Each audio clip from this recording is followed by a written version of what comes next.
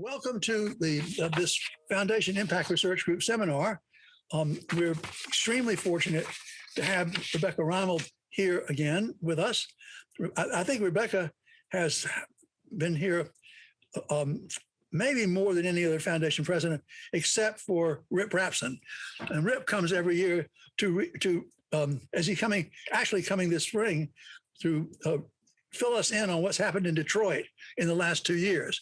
But we've kept him.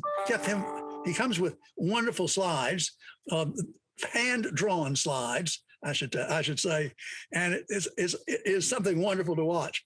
In any event, Rebecca is here again, and she's here having recently, a year or so ago, stepped aside from being the CEO of the Pew Charitable Trusts, and in which job she just did a fantastic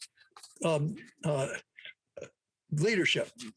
I've known Rebecca since she hired me, commissioned me. We can't exactly know the date is, but sometime in the early 80s, to write an evaluation of one of the grantees of the Pew Charitable Trust of the Conservation Foundation. Out of the blue, she found me somehow, and this initial assignment has grown into a wonderfully warm friendship. She doesn't give me much money, but nonetheless, but she listens to my advice sometimes, and in any event, it's a great pleasure to work with her. Rebecca, I've always said, having watched her closely over the last, she was CEO of Pew Charitable Trust for 26 years, from 1994 until 2020. And before that, she worked at the Pew Charitable Trust as their health person for, I think, since 1983. So from 1983 to 1994, she was in charge of the health programs at Pew. And then they discovered what a diamond she was and elevated her, put her in the CEO position, in which she was able to do much, much good around the country. So I will also say another thing about Rebecca. She has been venturesome in ways that are beyond the imagination of most foundation presidents. For example, I don't know another foundation president who would think of creating a public park in the middle of millions of miles of ocean. I mean, that's an interesting idea, right? A public park, and creating it becomes an international park, and the things you can't do, like deposit plastic bottles in that park, I think, among other things. In any event, it off the top of my head, it felt crazy. But the fact of the matter is, she persuaded a number of foundations to join her in the effort to create that public park. She had another idea, which I think, and maybe in retrospect, she may feel was crazy too. She decided that given the polarization in politics, that the best way, one of the things that Pew might be able to do would be to bring together members of Congress from both sides of the aisle for a gathering, which was supposed to overcome the polarization. And did you do that once or twice? I can't remember. Well, the third time was not a charm. One of the congressmen showed up with a gun. That was it. Well, now there are more than one showing up with guns. Really sort of crazy. What I neglected to say, and also, of course, anybody who knows what the reputation of the Pew Charitable Trust was, it's a family foundation made up of members of the Pew family, which was in petroleum, in sun oil. And anybody who knew anything about the Pew Charitable Trust knows that they had a reputation for being very conservative. So I think they must have decided that it was time to stop being conservative. But whatever they decided, they recruited Rebecca to come in. And over the course of the 26 years that she was CEO of the foundation, she brought the Pew Charitable Trust into the 21st century, even before the 21st century was here, and did all kinds of extraordinary fundraising, really risk-taking, that most foundations will not easily do.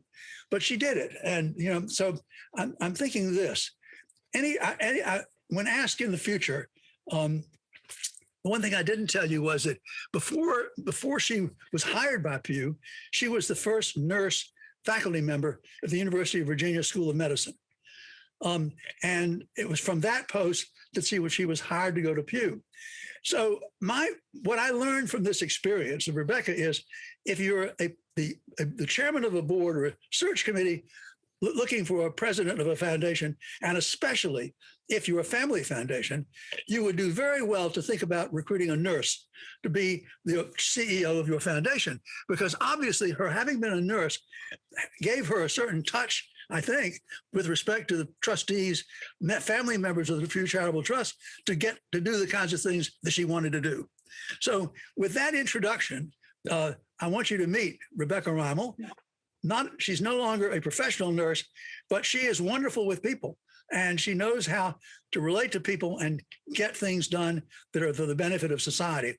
And so it's an honor to have you back again. We hope this is not the last time that she will join us, but in any event, welcome. And now the floor is yours, and we can go any way you want to go. Thank you, Joel. Now, we do know that 90% of what Joel says we should discount, right? Just so we're level set this. All those accolades are not sort of earned, though I think the reason they hired a nurse, Joel, is because the average age of the board at that point was about 90, and they figured having someone up first might be a good idea. Speaking of 90, in preparing for this, I was trying to think about the combined experience that Joel and I have in the philanthropic sector. And when I got to 90 years, I quit counting, because I thought if I brought it to 100, then I was going to have to justify each and every year. But we have traveled a long journey together in the sector, and it's tempting to spend the time going down memory lane. And for some of the old folks in the audience, including me, that can be fun. For the youngsters, they're like, will this ever stop? So I'm going to try to talk only a little bit about my experience, to frame some questions about that I think the sector is going to be facing going forward.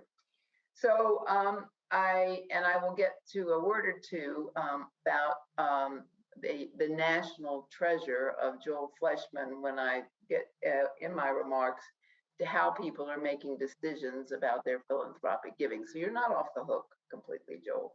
And we've agreed to be fairly brief because we'll have much more fun with questions and give and take. So, but I'm going to start with the who and talk about how philanthropy has changed in the 40 years I've been around it. And I went back and looked, and the majority of the largest foundations in the country did not exist when I entered the field. Names weren't known, like Zuckerberg, Buffett, Gates, the list goes on. The largest donors in the country now were not, quote unquote, players, did not have private foundations. So there is enormous wealth that has come into philanthropy. Sadly, I would say a lot of that wealth is not deployed for the public good. And we can come back and talk about the Giving Pledge and other tools that are trying to incent donors to give to worthy causes. But with markets doing what they're doing and the wealthy making more and more money, they're falling further and further behind in deploying their philanthropic capital. Not all, but the track record is not what many of us had hoped for with the intergenerational transfer of wealth and the enormous resources that could be put to public good. So the who is very different now. When you look around at who's making large, very large philanthropic investments, their institutions didn't exist 40 years ago. The what's the funding? What are they supporting? Well, 40 years ago, it basically was capital campaigns, endowments, general operating support, but certainly very little support for public policy, for some of the innovative work that I think now the Gates Foundation has been doing in COVID and vaccines. And I could go through and list any number of programs supported by foundations. That was just not a way of giving back then. So the what was very different. The what now is a bit of a mystery. A lot of times I get questions about, well, how do I get support for my worthy undertaking? It was a mystery 40 years ago, and it's a mystery today. So it's not like if I just could unlock the keys to the kingdom, I would be able to get support for my worthy undertaking.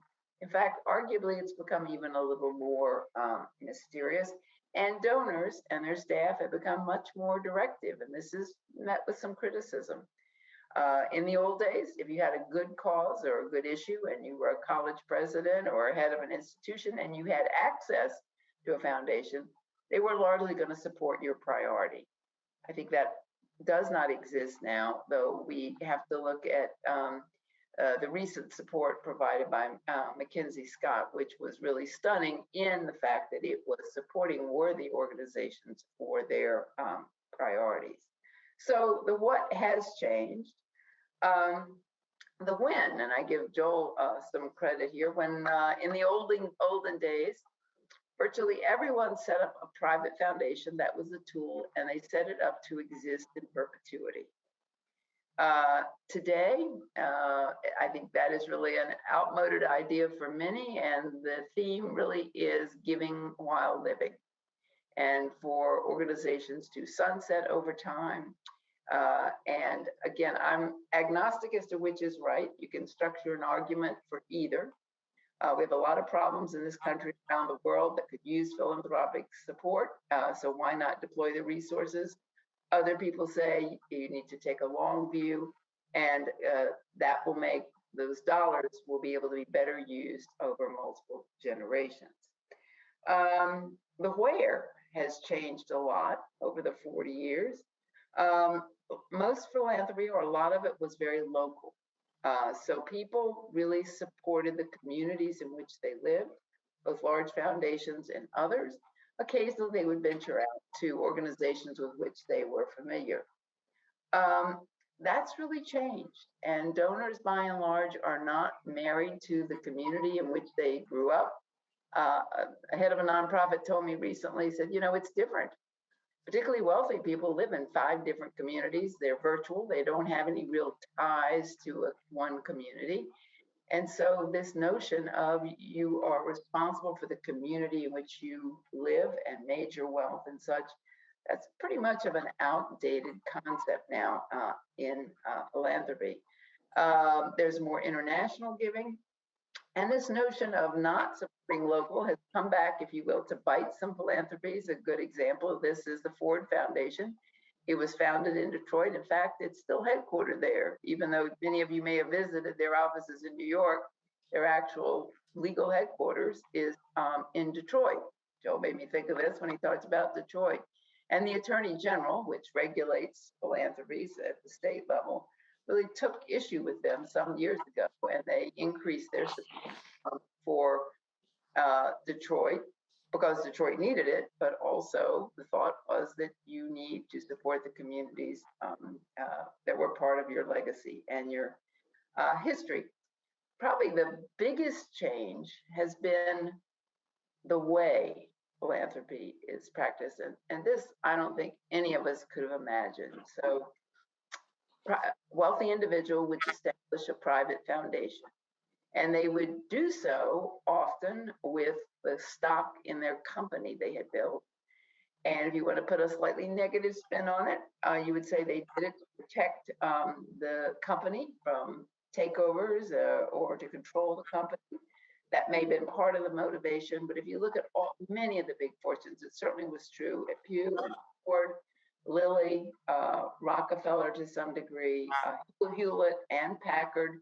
The 85% of the assets when I joined the Pew Trust were in Sun Oil stock, and Sun Oil doesn't exist today. So time does move on. Many of the philanthropies have divested of their stock. Robert Wood Johnson still owns a large percentage of stock from J&J, as does Lilly and others. I don't know what will happen with the, Gates fortune and other fortunes in terms of how they will make the decision to deploy, you know, what do you do with all that Amazon stock? And does it go into a philanthropic vehicle? And then do you suggest that it not be sold, or do you use it in some way to control or have some influence over the company? So there are a lot, and these are huge assets. So I think that is yet to be determined where that goes. But the biggest change is how people are, the tools they're using. Donor advised funds, for instance, of course, didn't exist until, Joel, I remember they've probably been around 15 years now. 1990 was when Fidelity was given what a certification as being a public charity. It was 1990 was when they actually set up the Fidelity Charitable Gift Fund. Well, they're huge now. They're huge in their aggregate, and they are huge because some donors, very wealthy donors, are deciding to use that as their vehicle of choice. And if you think about it, kind of why not? They don't have any mandatory payout, which I think is going to become a problem. Joel and I might disagree with that. No, I don't disagree. Yeah. They don't have any, the same kind of restrictions of private foundations. If you set up, they don't have accounting. You don't have the lawyers engaged all the time as private foundations do to fill out all kinds of tax, forms and such. So I don't know why everybody wouldn't choose that vehicle rather than a private foundation, but increasingly they are people of substantial wealth. What I want to get to later is, should people be able to get the tax deduction up front and then not deploy the resources for public good? And, I could structure an argument on either side, but I probably think that those resources should be deployed for the purpose they were intended to, if the individual has already taken the tax deduction. So the point of this long introduction is to say that a lot has changed. Giving circles or the giving pledge, these types of partnerships didn't exist even 20 years ago. Blue Meridian raised a huge amount of money through these sort of partnership arrangements. Many of them have been very, very successful. What I thought I would do, and Joel, you can take a viewpoint on this, is I sort of went through and thought, well, what are going to be some of the big questions facing philanthropy in the years ahead? And I want to preface this by saying that most people think philanthropy, private foundation, the word private, even donor advised funds and such, as being resources that are controlled by the donor or controlled by a few individuals that the donor may have selected. I make the argument that that's not entirely true. If you want to control your resources forever and do what you want to with them, so be it. But then I don't think you could expect the public, all of us, to basically subsidize this with a very handsome tax deduction that people get for giving philanthropically. So this is not a very popular viewpoint, but it does come into play on issues such as donor intent and whose say is it. Once these assets are no longer private, but they really are in the public domain because the public has a seat at the table, if you will. So Joel, I'm looking for you to get upset here pretty soon and take the other side of this argument. So, but these are some of the questions that I've asked myself. First of all, one we've already mentioned, should donor advised funds have a mandatory distribution, much like a private foundation? 5% of the money has to be deployed, whether or not it's set up in perpetuity or not. Should a donor advised fund, should you have 5 years to take to deploy the resources for which you got a deduction? The argument is, well, you need time and whatever. I don't know how much time. So, but right now, just to paint the negative picture, you can set up a donor advised fund and you can leave the money there for 20 years. you take the deduction in the year that you make it. Now, they don't want you to do that. And Fidelity and others say they want you to deploy the resources. They have a kind of a mixed thing because they're earning sort of fees on the assets. But at the same time, I think they understand that at some point, the regulators probably will weigh in. But Joel, do you have thoughts about this? Well, look, on the issue of payout, the truth of the matter is, yes, they're under no legal command to pay out the assets in a stipulated period of time. However, in fact, if you look at the figures that are, they're collected by an organization that has impeccable reputation. For the last, I think, probably 10 years, 23% of the funds that went into to donor advised funds were paid out. The current rate in payout is about somewhere around 23-25% of the funds. So that is an average. So there's some that may be leaving the money in there forever. There's some that pay out the year it goes in. So it's not as bad as it sounds. And if you think about the reason there are a number of reasons that people put monies into the donor advised funds. The most frequently given reason is that people get money, they sell assets, they have a liquid account of money coming in. They don't know where they want to put the money. And so they need time in which to figure out what they have more money to spend essentially than they know where to want to spend it philanthropically. And so giving them some leeway in doing it is really, that's the main gift that feeds them in. Yes, they get a tax deduction, but if they gave it to a foundation, they get a tax deduction too, or community foundation.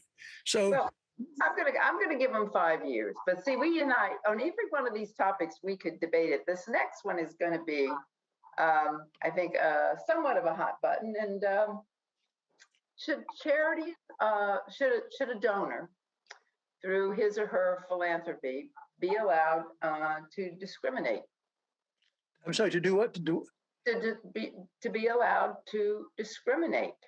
So the classic case here was, the Girard estate, where Mr. Girard was very generous, and he set up his estate to provide scholarships for white boys. Right. And he was very specific. Now, it was a different, I'm not casting aspersions on him, it was a different time and place. The one I'm more familiar with is Albert Barnes. Albert Barnes set up his foundation with an extraordinary art collection, but he basically said that it could only be seen by a very limited number of people on a certain day, in a certain way, and that's the way he wanted.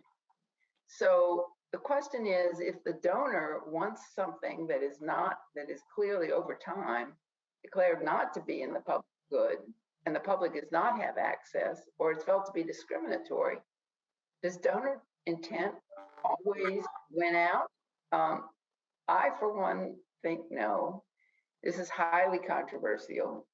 Books have been written about it. People feel strongly that donor intent should always carry the day. Again, I think once these assets enter the public domain, I recently had a gentleman come to me, thought it was Mr. Barnes coming back sort of from the dead. He said he is a very, very wealthy gentleman with quite a phenomenal art collection. And he said, I'm going to leave this art collection, but these are the restrictions I want to place on it because I feel strongly about it. And he came with his lawyers, and Joel will get a chuckle out of this. And I listened patiently. And then I said, my strong advice would be to you to do exactly what you want to do. Set it up exactly the way you want to, but do not ask for a tax deduction. Do this as a private citizen, put every restriction you want on it. Have at it. It's your assets. Well, they didn't follow my advice, and we'll see over time how this fares. But I think this issue of donor intent versus the public good is something that's going to come even more to the fore as large wealth gets deployed. But Joel, you have a feeling on this? Yeah, no, I think that you're right. That it's a very serious problem. One of the speakers in our in this same series last year, is the head of the Foundation for the Carolinas, which is a the largest community foundation in North Carolina, and they had a problem. One problem was that they had a donor whose name I don't know what it was, so I couldn't tell you. In any event, they had a donor who was very active in providing money for the environment. They had another donor that insisted on giving money to a nonprofit that was very much involved with racism kinds of things. And so they were really puzzled about it. I don't know whether I don't know how ultimately it came out. When he talked to us, they were really struggling. What do you do? I mean, he didn't want to accept gifts to the community foundation that were racial in essence, and yet the same donor was making huge contributions to the environment without such restrictions. So, I don't know how he ultimately resolved the matter, except to say that he clearly did not want to and wouldn't take the money for the racial with the one with the racial restrictions, and I don't think he did accept it. But we might ask Rich Smallbeck, who's sitting over here. He's one of the participants today. He's a professor in the Duke Law School. My sense is that to what extent would money given to a nonprofit that had discriminatory policies be eligible under 501c3 to take the money? It's a little complicated by a couple of things. So first, some have a kind of affirmative action quality to them, and the IRS has mostly left those alone. So you can put those aside. There have been challenges, for example, to the Kamehameha schools in Hawaii that were founded with Bishop Estate money. That's gone all the way to the Ninth Circuit, and that one has been found okay. In many cases, you have college and university scholarship funds that may have been created with discriminatory language in their documents. And the IRS has often said that the way to look at this is to look at the overall pattern of scholarships within the university. And if the overall pattern is not discriminatory, then there's no point really in attacking these individual ones. But I think if you tried to get a 501c3 application through for a new organization that had racially discriminatory language in its charter, I'm pretty sure the IRS would say no, that you can't be a 501c3. This violates public policy under the Bob Jones decision. Right. So, thank you very much, Rich. So, Rich, wasn't the Hawaiian case though involving religious aspects of that trust, and that would perhaps under the First Amendment slide through? Well, no, I mean, no. It was involving Bob Jones as well, Well, the Kamehameha schools was a school set up for Native Hawaiians, and the admissions policies were restricted to people who could demonstrate at least, I think, a great-grandparent who was a Native Hawaiian. I imagine that there are some religious aspects to it, but I don't think that the case was decided primarily on free exercise. It was decided basically along the same lines that many of the affirmative action programs have survived scrutiny under this doctrine. The doctrine was meant to, I think you could put it this way, it was meant to prohibit pernicious racial discrimination, but racial discrimination that was meant to be helping traditionally discriminated against minorities has not suffered the same opprobrium. well, there's in my own experience, this happened to me here when my housekeeper, longtime housekeeper, who was African American, died.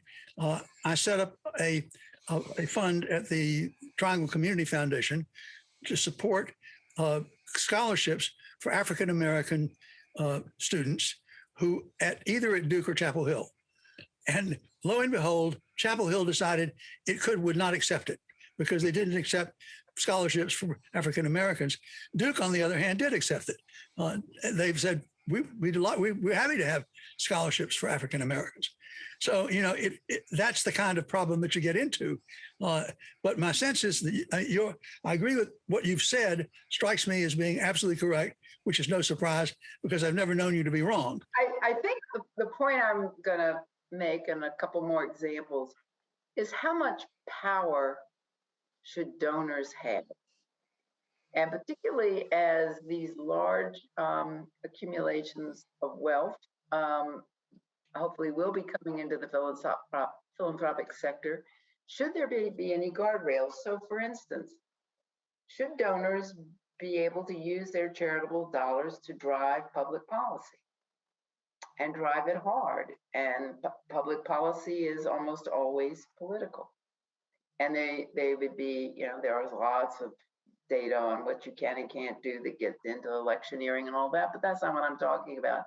Donors who may have a very liberal agenda or a very conservative agenda and using their philanthropic dollars to drive those agendas and to drive public policy.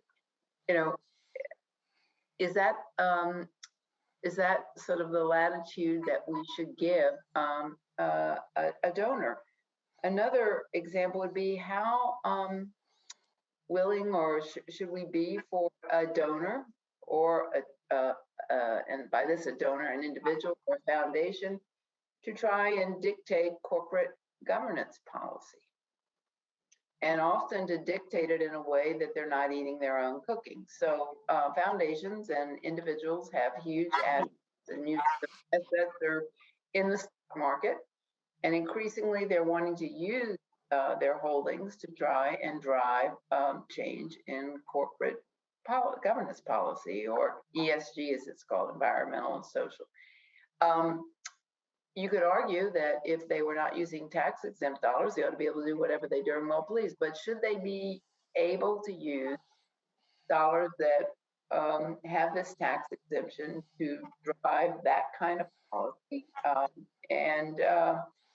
And they can have a lot of clout, a lot of input. So, how much latitude we give them, and should we require that if they're going to do it, they eat their own cooking? That, in other words, that their boards have to basically mirror what they're demanding from the corporate boards where they're exercising this. So, for instance, we would hardly say that the Gates Foundation board is I guess we could say it's gender diverse, but it's hardly ethnically diverse or representative in any way other than the 3 donors.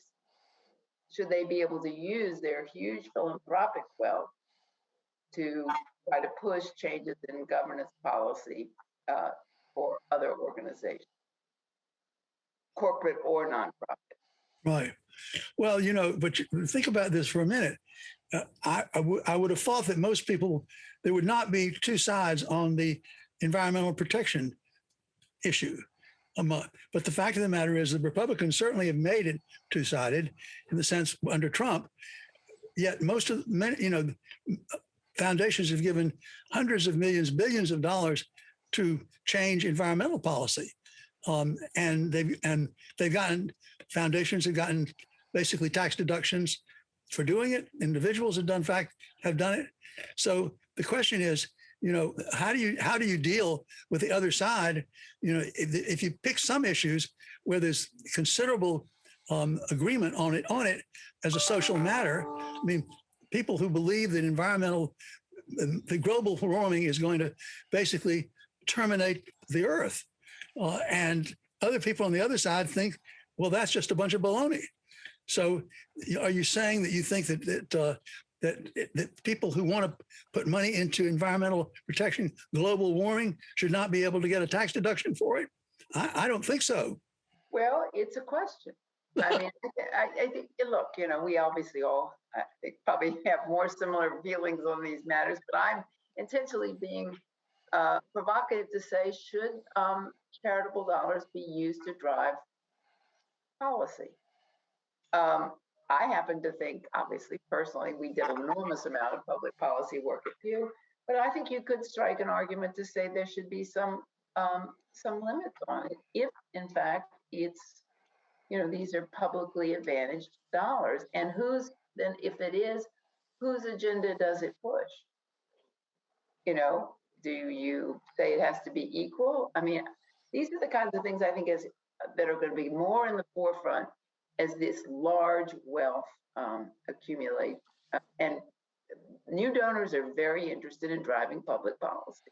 Absolutely. And I think that it's going to lead to more regulation. And I don't think it's as black and white, even though I'd love to think the good guys are going to get a ton more money for their policy objectives. There are other people who feel very differently about it. Rich, do you want to comment on this? Yeah, I did want to interject one point about this, which is there's no doubt that there are tax advantages to charitable giving overall, but I think we should remember that the people who are extremely wealthy have a capacity to give that far outstrips their adjusted gross income, and under no circumstances do they get a charitable tax deduction against their income taxes for more than 50% of their adjusted gross income. And in many cases, if it's appreciated property that's the subject of the gift, it's only 30% or even 20% in the case of a private foundation. So an awful lot of the gifts that somebody like Bill Gates or Warren Buffett would make have such negligible income tax advantages that it is, I think, not quite correct to think that this is quasi-public money because of a tax deduction, because there really hasn't been a tax deduction. There is a question of estate tax deductions, and that's not completely off the table, especially if you're talking about older donors. But the Bill and Melinda Gates started at a time when they were really quite young, and of course, the Zuckerbergs are quite young, Zuckerberg Chang.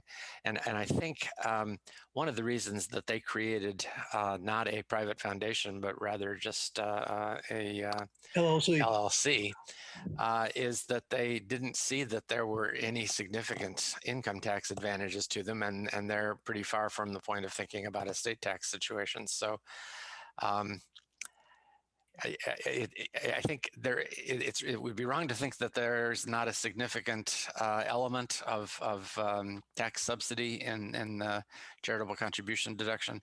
But again, when we're looking at the very high wealth individuals, the income tax deductions are negligible because of the limitation to some percentage of adjusted gross income. While you're speaking, can I ask Rich to comment on the other part of your question, which was the extent to which donors can give deductions for money driving public policy. This is absolutely. They do it all the time. I mean, to me, the worst case examples are some of these so-called public interest law firms that are basically challenging the use of Spanish in public schools, or a whole raft of right-wing agenda items. But the IRS has been reluctant to deny exempt status, and so these public interest law firms like the Pacific Legal Foundation, if you just go to their website and look at their agenda, you can see it's pretty obnoxious, but they're a 501c3. And I guess from their point of view, they would regard a lot of what environmental organizations do as obnoxious. So I think the IRS view has been that they just don't want to touch any of these third rail political issues by denying exempt status based on issue advocacy. If it gets to be a point where there is more than insubstantial lobbying of Congress or other elected bodies, that's a problem. The 501c3 status is limited to organizations that don't engage in substantial lobbying, and they're not supposed to engage in elective politics at all. But as long as they steer clear of elective politics and minimize their lobbying, there's virtually no viewpoint filter. And there've only been a couple of cases where people have crossed the line, and those have been neo-Nazi organizations. The IRS has been successful in sustaining denial of status to some neo-Nazi organizations, but you really have to be beyond the pale to fall outside of the IRS view of what can constitute educational activity. Back to you. No, well, and as Joel mentioned, we changed to becoming a public charity years ago, and we did elect the lobby, and there are a lot of I's that have to be dotted, T's crossed, but and a lot of monitoring, but you can do it, and and we did, and we lobbied hard on any number of issues: food safety, environmental issues, right to get overseas voters vote counted. The list goes on and on. So I happen to believe that philanthropic dollars should be able to be used appropriately within these guardrails. But I do think, and Joel and I talked about this briefly earlier, as more and more wealth is accumulated and comes into the sector, we all might say hooray, and that's a good thing. But I do think there is a kind of pent-up resentment about large accumulations of wealth, and I think that there could be a backlash on the sector as we sort of navigate through the next 20 years. Foundations, to be honest, have been completely under the radar screen, not to people like on this call, and not to Joel and me, but to most of the public, really sort of out of sight, out of mind. More interest in the media, more enormous wealth, as you were just saying, coming into the sector, a good thing, but there will be, I think, heightened scrutiny, particularly as donors are taking more latitude, which we could argue is a good thing, on public policy issues, on being outspoken on any number of causes, because for every one that we might support, there are certainly others that wouldn't. One of the things that's interesting to me is how many new donors are trying to find their way. And what I mean by, you might say, well, how hard can it be? The answer is it's very hard to give away wealth of any size, but certainly extraordinary wealth, and do it well, and do it effectively, and do it impactfully. And generally, the traditional way is to set up a staff. The staff will grow over time. The staff will help the donor. Sometimes the donors become resentful of their staff because they feel they're over controlling the institution. Sometimes institutions sort of calcify because the staff maybe are not as flexible and entrepreneurial as one might hope. I think some of this is really leading a lot of newer donors, and Mackenzie Scott is a great example, to not set up staff and not set up a large enterprise to help her with her giving. She turned, and this is public information, she turned to Bridgespan, an organization well known to Joel. I admit my mistakes. Joel told me that this organization 20 years ago was going to be a huge success and I should be part of it. And I said, oh, I don't think I could sell it to my board. Well, I may have been right on that point, but he was right on the fact that this spinoff from Bain has been a wild success in providing support and advice to people who run institutions. They provided support and help to me on several occasions, and to donors like Mackenzie Scott and others. And so I think that we're going to see a lot more of these models versus what we grew to know and occasionally love and occasionally resent, the traditional foundation with the large staff, or even a smaller staff. We're going to see donors doing things quite differently, as you mentioned, the Zuckerbergs are. And I think that's good. It's going to cause more confusion in the field. It probably cause some angst. But I think all this experimentation is terrific. What she decided to do, which I feel is philanthropy going full circle, let's put it back to the early 80s. She decided, with the help of Bridgespan, to find very worthy organizations. Worthy what did not mean needy. It meant highly well-run organizations in any number of fields, and then provided very generous, unrestricted support, completely unrestricted. Right. I mean, this is like unheard of. I mean, we went from that kind of giving, I think, probably in the late 70s to acquiring institutions through a lot of hoops and hurdles and a lot of restrictions. And now it is interesting to see that model coming back. And Joel, do you think it's a trend? I mean, this is a really bold statement. Anybody who gave, I think she gave something like $9 billion away this year.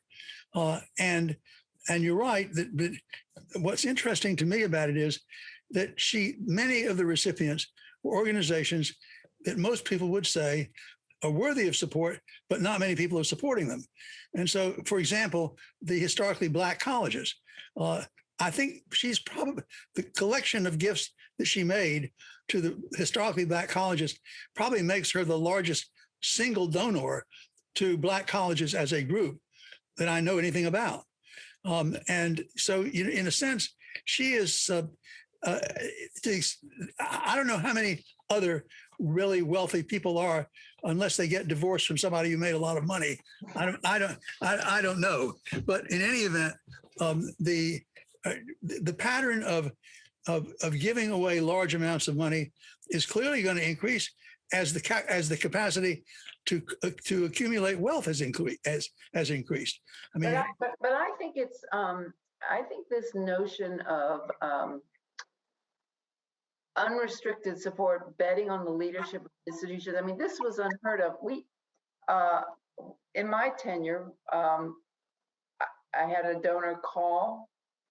Well, their lawyer called and said this donor wants to make a large gift. I mean, north of $150 million.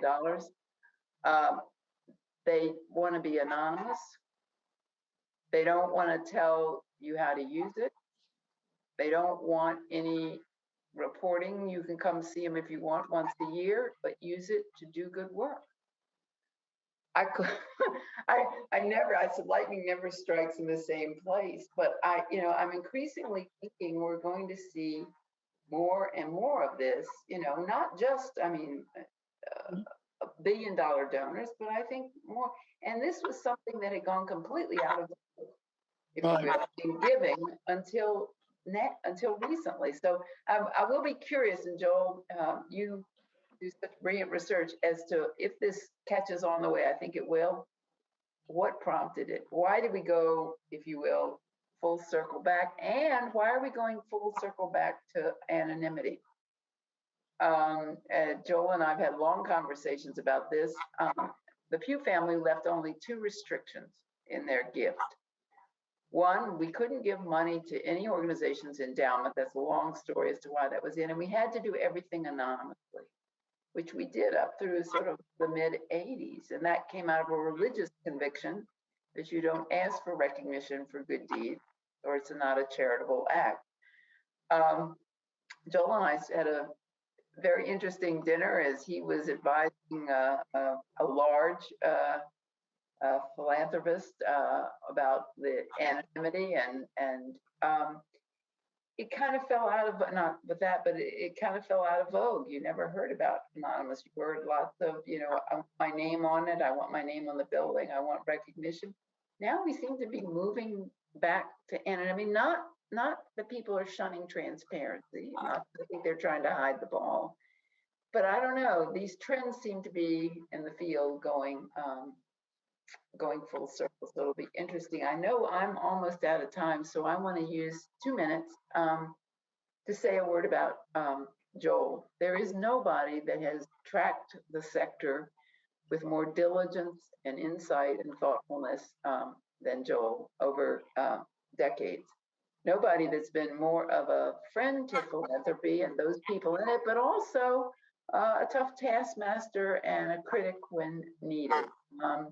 And I think the service that he's provided to field, to those of us who looked at it for all of our careers is really immeasurable. And Joel, I don't know how you started on this journey, which you are in the middle of, but that is chronicling philanthropy, looking at trends, thinking about how things are changing, thinking about how regulatory matters will impact the field. How did it start? I'm going to yield my last 4 minutes to you before we open the questions. Well, it started, I think, out of necessity. The truth of the matter is, because when I was working with Terry Sanford as his legal assistant when he was governor, he had lots of interesting ideas about things that states should do that he knew that he couldn't get the legislature to enact. And so he said, we've got to raise money from foundations. And so I went on trips with him to talk to people in foundations, the Ford Foundation, among others, and another of donors. And ultimately, I ended up helping him raise some money from those sources. Well, that then when Terry Sanford became president of Duke University and wanted to recruit me to come down to start the Sanford, what is now the Sanford School of Public Policy, he said, Joel, we want you to come. I was not eager to go. I was very happy at Yale, but he said, I want you to come down and start this school at Duke. He said, there's one catch. In order for us to do this, you have got to raise the initial money for it. So in a sense, my job at Duke was conditioned on being able to agree to raise the money to start the Sanford School. He said, once you've raised the money to get it going, then we can build it into the regular budget, which he did. And so that doesn't always happen. They make those promises, but they sometimes don't fulfill them. In any event, so in a sense, I had, as part of my professional career, I found that I was being required to raise money. And ultimately, some foundations ended up asking me to do a lot of consulting for them in helping them design programs. Ford did, Rockefeller did, and ultimately, some foundations put me on their boards, and that's the way it went. And then finally, when Duke was trying to figure out how to run a capital campaign, it had two capital campaigns that had failed to reach their goals. He came to me and he said, look, if we were Harvard or Yale, we'd have plenty of people, wealthy individuals with recognizable names whom we could tap to run this campaign. He said, but unfortunately, Duke doesn't have those people.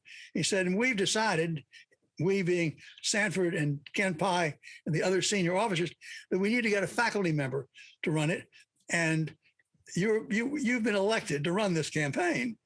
And so I had my arm twisted. Here's the guy who gave maybe my first job. And now he's telling me, and he made me raise the money for the Sanford, but now the Sanford School. And he said, Duke needs you to raise the money to have its first successful fundraising campaign. And maybe that's why, Joel, that none of us can say no to you, because you became an expert in never taking no for an answer. So I can't speculate about that. But so I think we're supposed to open it to questions if I have my timing right here. Is that right? Yeah, and we're going to do that. The one thing I meant to when I was introducing you, thank you for your very kind words about me. But nobody I know of has succeeded besides Rebecca in transforming what was a group of foundation funds into a public charity. There may be some smaller ones, but that's, historically, it hadn't happened. And it's hard to do because in order to create a public charity, you have to have at least 5 donors providing the gifts for it. One individual can't create a public charity. So Rebecca had these 5 funds that were created by different members of the Pew family.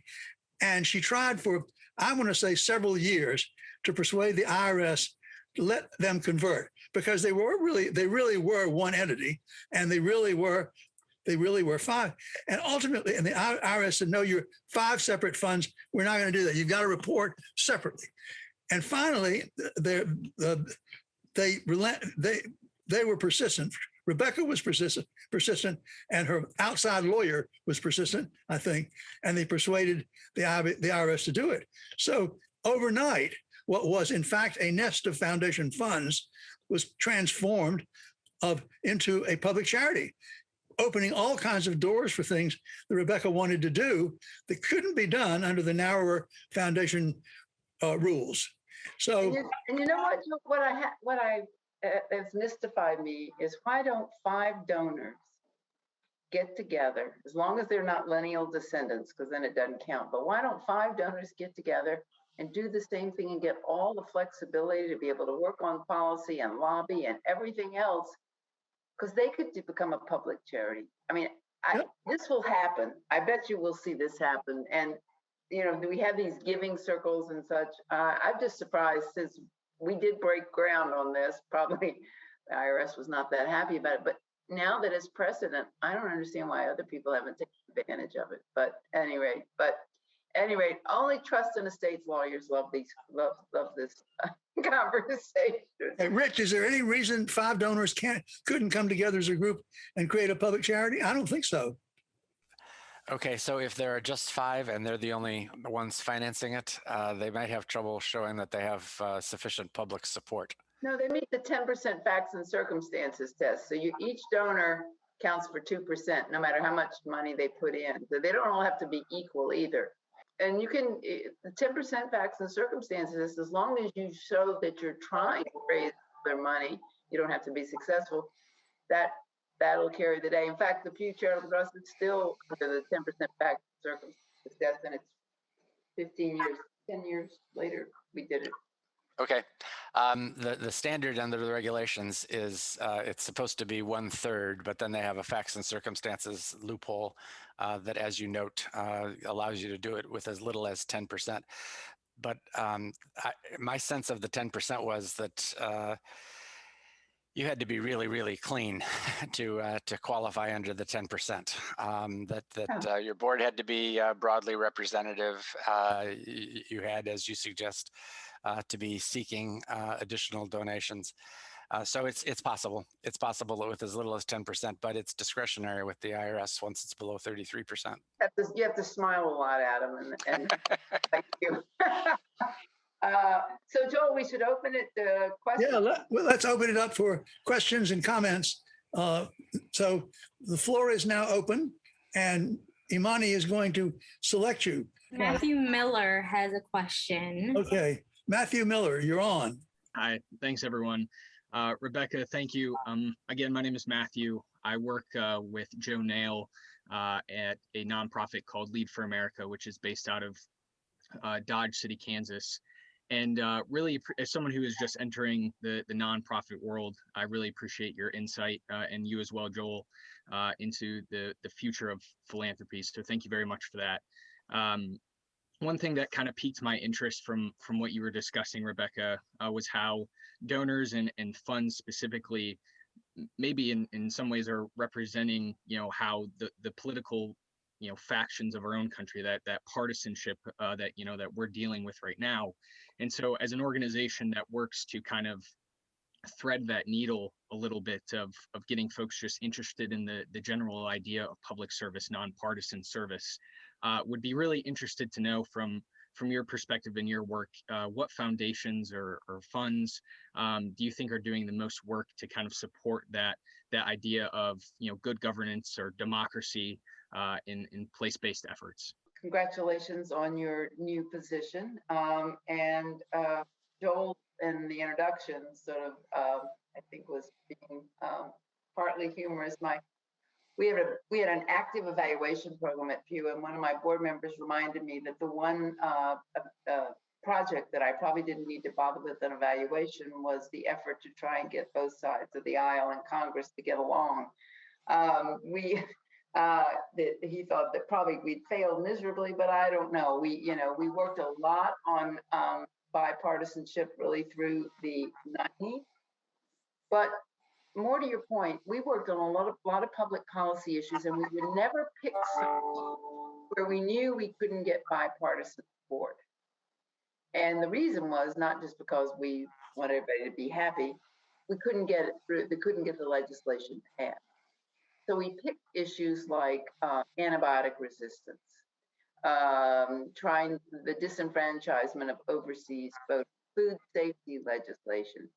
Rather in the environmental area, Joel mentioned this, creating a whole series of parks in the sea, 22 parks in the sea. But we did it and who actually, this is a quiz question, who protected more of the face of the globe than anyone in history?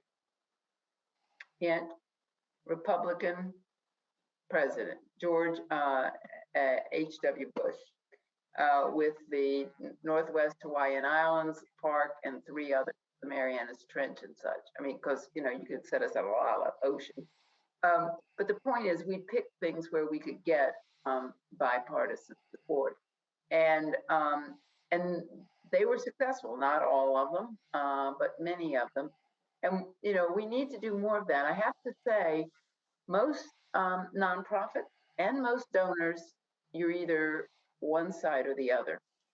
There are very few donors and very few nonprofits that position themselves as being strictly nonpartisan, bipartisan, inclusive. When I first got in the policy area, the National Journal, which was inside the Beltway magazine, labeled me and the organization raging moderates. And I said, if I can keep that label for the next 20 years, it'll be a success, because that's the way we want to be perceived. I'm not sure we succeeded. I'm pretty sure we didn't some of the time. But I think we just need a whole lot more organizations that can walk in the other shoes, can be inclusive, can understand that people can have different points of view. That doesn't mean they shouldn't be heard. And boy, is that more true and needed today than ever. Obviously looking at the events that are going on around the country. So if I were starting over, I would be even more committed, if that would be possible, to that. I mean, I even went so far as to our hiring practices.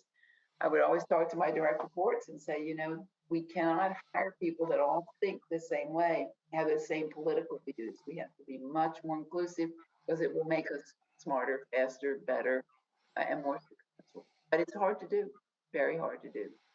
I might add a footnote, Matt. There is the Democracy Foundation in Washington, which is one of the recent creations of foundations, and they are, as the name suggests, they do support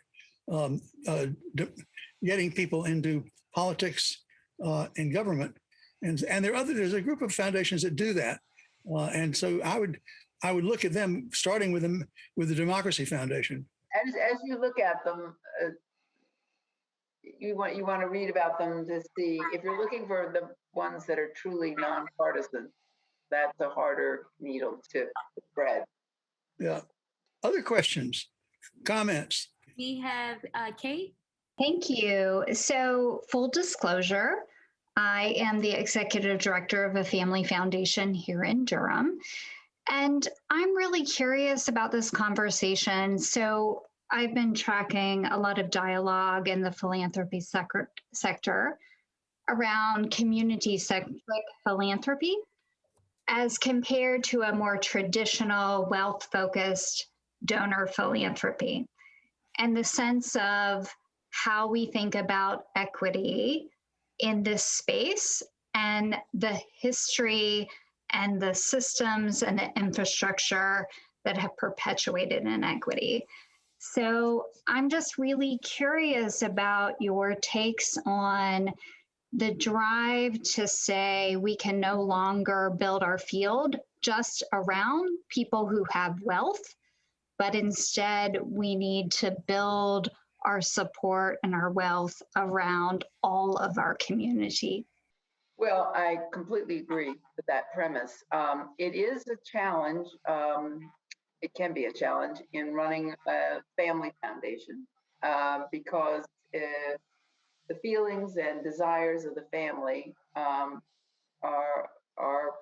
important, are critical. And one of the things that I think is most important is understanding what the family would feel is success with their resources when it comes to inclusiveness and when it comes to building that community infrastructure and that more inclusive deployment of wealth and use of wealth. And what does that look like? So, one of the things that foundations have never been as good at as we should is defining very clearly what it is, what the end game is in 3 to 5 years, what the strategy is to get there, and then holding ourselves to account for it and measuring it. And so I would turn it back and, Kate, and say, in very tangible terms, in the community in Durham, what would be different that you and your donors would have control over, or at least could impact is a better way to say it. And then how will you deploy your wealth and how will you measure it to be able to demonstrate a more inclusive community in 3 to 5 years to realize the vision you laid out. The next person is Monica. Hi, Professor. Hi, Monica. How are you? Good. How are you? I'm super happy to see you again and to see you so well. I was a student during the spring 2020 with Professor Joel and Damon. So my question for Rebecca is, so I'm from Colombia, so I've always had like the international question in every session. So I feel like COVID has really exposed how interconnected the entire world is. And I think that we all know how,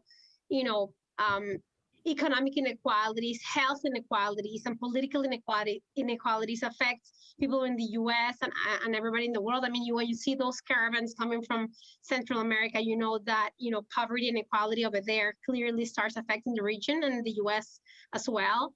And Rebecca, you seem to have like a pulse on trends, and you're comparing, what philanthropy was like in the 80s or 70s or comparing to now. So I wanted to ask you if you feel that there is a change towards a bigger, and you're talking about, of course, the US and communities here, but I was just curious to know your opinion regarding giving or, some of these people like Mackenzie Scott or just, the Bill's Foundation and the Bill Gates Foundation or other foundations that are interested in having a bigger impact geographically, like beyond the US borders, and not only Africa, but in America as well.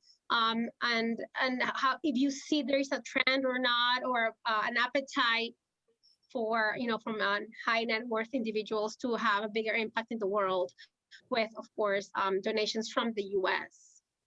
Well, I absolutely think so. And international giving has gone up, and I think it will increase. COVID is sort of, everybody has sort of lost their bearings a bit. I think that'll be temporary once people are able to travel more. But, you bring up a good point. I think public health concerns may be a window into encouraging more international approaches to giving, even by people who haven't considered that. I mean, we are so interconnected, and public health affects everybody. And, so this notion of being able to look at international giving through the lens of public health, which the Gates Foundation has done a phenomenal job, and others. I think it was always a disappointment for my colleagues at the Robert Wood Johnson Foundation that they couldn't work internationally with the largest health philanthropy because the donors set it up that it was to be US based. But I really believe that people have much better understanding of the interconnectedness, in spite of some of the political rhetoric that we've heard. I don't think that hopefully will carry the day, that we will become much more willing to look outside our borders for solutions. Some of the best work we did environmentally, we did in Canada and Australia with Indigenous people, and we've now transported that to some of the learnings with our work in Colombia. And because Indigenous people have so much of a arguably better understanding of the land and the stewardship of it, And through the work, we were able to set aside, with the help of Indigenous people, 1 billion acres in Canada in the Boreal, which will be protected forever. And the goal, we're not there yet, is half the outback. And so translating that to work now in Colombia has been particularly successful. So I think we're learning. I mean, other countries and communities are doing a far better job on many things than we are, and hopefully being able to interconnect countries and interconnect and learn from others. So I'm hopeful. I'm more than hopeful. I'm convinced. Okay, so we have Jerry next. I just have a very small point. I thought the discussion between Rebecca and Matthew and some of you about partisanship and philanthropy was absolutely fascinating. And I just, one very, very small point, I guess to Matthew principally, but as you're looking at organizations and judging them on the basis of their partisan and bipartisan, I think it is important to remember the distinctions between nonpartisan and bipartisan. Rebecca has probably more success or as much as any foundation official in America in achieving what ultimately were solutions with strong bipartisan support. I would love to know, I don't know that they all had them absolutely in the beginning before the idea was fleshed out. So I think the lodestar for philanthropy and for social change organizations should be to pursue fact-based, nonpartisan solutions. And then once they have some idea of what the right thing to do is, then they should go and seek bipartisan support. Too often, if you look for bipartisan support at the outset, you may find one side is totally uninterested because they think they understand what you're doing and they think they don't like it. But if you will pursue nonpartisan fact-based solutions, you might find people will salute your banner over time. That's just a small point. Well, let me just say, I completely agree. But you also need to know that you've got an open-minded potential champion on both sides of the aisle, and you have to pick issues that have not become so polarized. You know, people would ask, well, why don't you work on gun control? And I would say, well, because it's not winnable. It's so polarized. You're not going to be able to move that. So we picked, and arguably people said, well, maybe you picked the easier ones. I think they were not necessarily easy, but we picked winnable battles where we knew we had a 60-40 chance of getting to a win. If it was a 20% chance, the reputational capital we would have used up, let alone the money and resources and whatever, was just too high.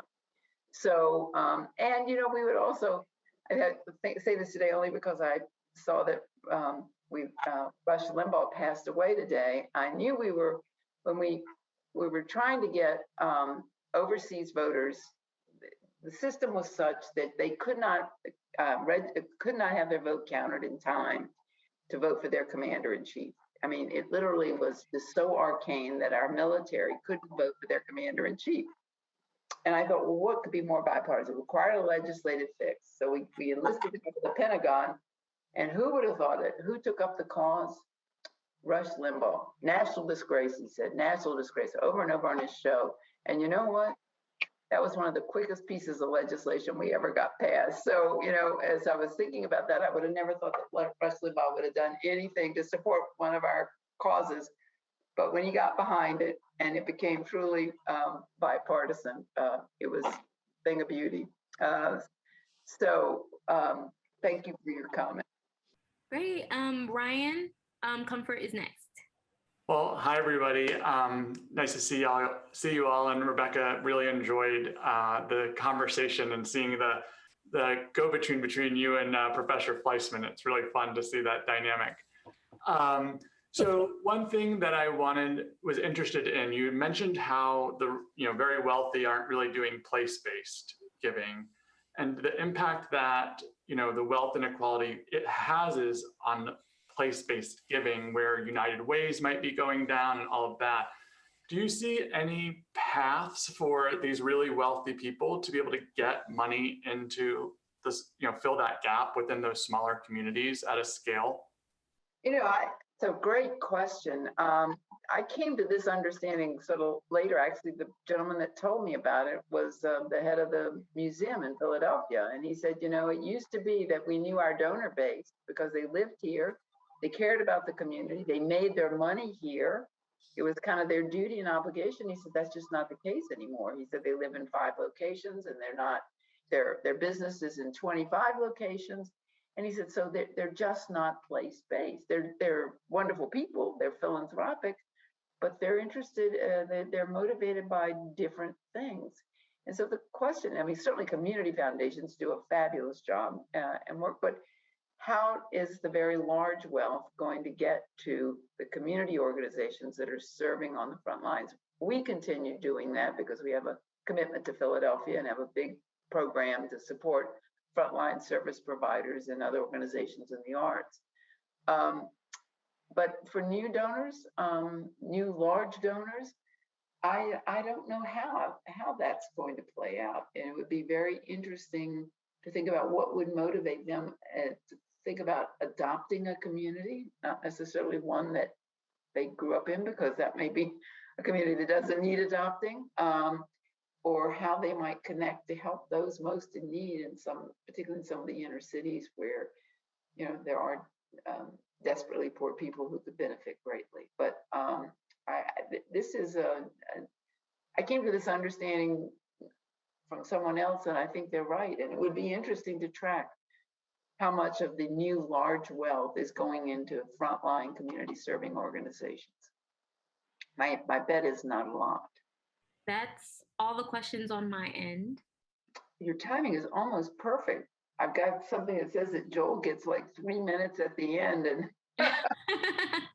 then you're going to let me have the next to last word, Joel. And I just would say for all of you, and I see Matt's here on my screen, but I'm sure there are many others too. For all of you who are choosing career paths that are going to take you into the nonprofit sector and the public good, I just really salute you. The country's never needed you more. Internationally, we need you more than ever. And don't lose your enthusiasm and your excitement, because I was reminded by donors several times, things that motivates people to give, whether it's at the community level or on a big national or international scale, is a big idea with a lot of joy. And you all can do that. You got big ideas, but you can also bring that sense of joy to a donor, because it is that combination that is wildly seductive. So keep thinking big ideas, and then bring your joy along with it and give that donor the joy. And I have no doubt that great things will be accomplished. Anybody else? My words are very few. But I could go on and praise Rebecca. No. Not part of my remit. No. In any event, it's a wonderful discussion. As always, when Rebecca comes, it's a good discussion. And today was really good, I thought. And all of you present have contributed to it. I need to tell you that there are 3 more FIRG speakers in the spring semester. On March the 3rd, which is, I think, a couple of weeks from now, Hubert Joly is speaking. Unusual speaker. Hubert is a businessman who has most recently been the CEO of Best Buy, and a company that he succeeded in turning around over a period of about 5 or 6 years. And he's just published a really wonderful book, which I don't know whether it's actually been released yet. I think it has, called The Heart of Charity. And it's a book in which he makes, is it The Heart of Charity or The Heart of Business? What's the name of it? Get this, I'll tell you very quickly. And don't let that stack of books fall on you behind you, Joe. That's frightening. It's called The Heart of Business. And the point that he makes is really very interesting. I mean, Milton Friedman, famous economist at the University of Chicago, is the one who sold America and the business community to the notion that the corporations should focus their entire effort in keeping their shareholders happy. That's the mission of corporations. And Hubert takes exactly the opposite point of view. His point is it's not just shareholders, it's the stakeholders, it's everybody. It's the shareholders, it's the people who buy your products, it's the community that you're in, it's everything. And this is a book in which he is passionate about the subject. He talks about his various experiences, which is why he calls it the heart of business. His view is that people in the corporate world need basically to think more broadly about whom they're doing the things for. It's an eloquent book, and I invited him to speak before I even knew he was going to write a book. But it's just the timing has been perfect, and I encourage you to take a look at it. The Heart of Business, and Hubert Joly is his name. The next speaker after that, I mentioned before, Rip Rapson is coming back for another installment of How Things Are Going in Detroit. That's on March the 24th. And then the final speaker of the spring semester is on April 7th, Adam Falk, who is the president of the Alfred P. Sloan Foundation. Alfred P. Sloan Foundation has been very active in science issues. They've been also historically very supportive of programs to help provide opportunities to persons of color, doing very interesting stuff at the edge of science, actually. And so this is his first talk. He happens to be a graduate of the University of North Carolina at Chapel Hill, but I hope none of you will hold it against him. If you do, you have to hold it against me too. But in any event, it's been an absolute delight to have Rebecca here. A great opportunity to have all of you all join us here. And I hope that you stay warm and dry during our next patch, if you're here, the next patch of sleet and icy rain. And don't travel. Stay home. Build a fire. Get a book. Joel, invite me back for one of those great dinners with the wonderful wine. And thank you for your friendship, and thank you for inviting me, and I will be back. Well, thank God for that, because I don't know what we would do. I'd be very upset if I had the thought of you of not coming back. You have a standing invitation, as you know. And I'm eager to hear more about how things are going at Bridgespan now that you're on the board. Well, and Joel was I think I said this, but the founding inspiration behind Bridgespan, among many other things. Just take a bow. Huge success. Well, thank you. You're a huge success, and I hope you're enjoying your after CEO status as a senior fellow or whatever at the Pew Charitable Trust. Let me tell you, retirement is highly underrated. It's great. I should send you a copy of a recent book written by a couple, the husband of which is a Duke alumnus, a Sanford student, and it's called, what is it? I don't have it in hand, and I'm afraid I can't get it. I can't find it. It's a wonderful book about life, why everybody should, in fact, not retire, but should do different things in the time that they otherwise would retire. And so Rebecca is experiencing the great delight in not having to be CEO of the foundation, and instead doing all sorts of good deeds around. May you have good health. Give Patrick my warm regards. And I look forward to seeing y'all when we can actually have dinner and wine.